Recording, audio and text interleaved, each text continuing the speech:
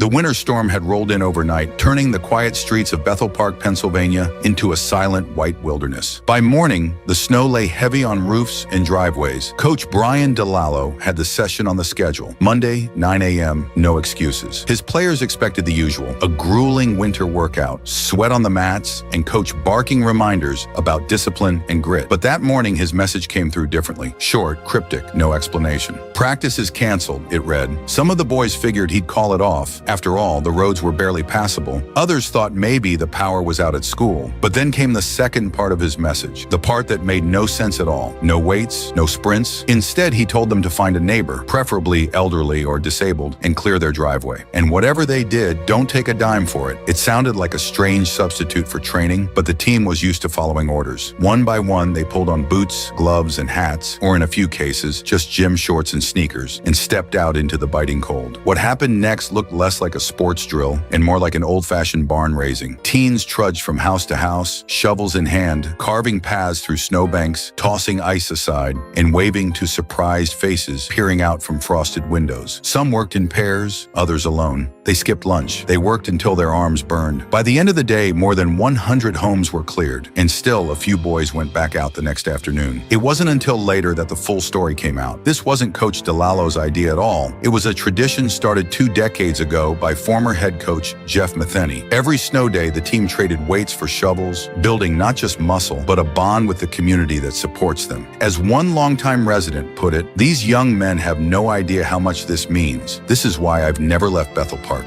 Turns out the toughest workout that week didn't happen in the gym.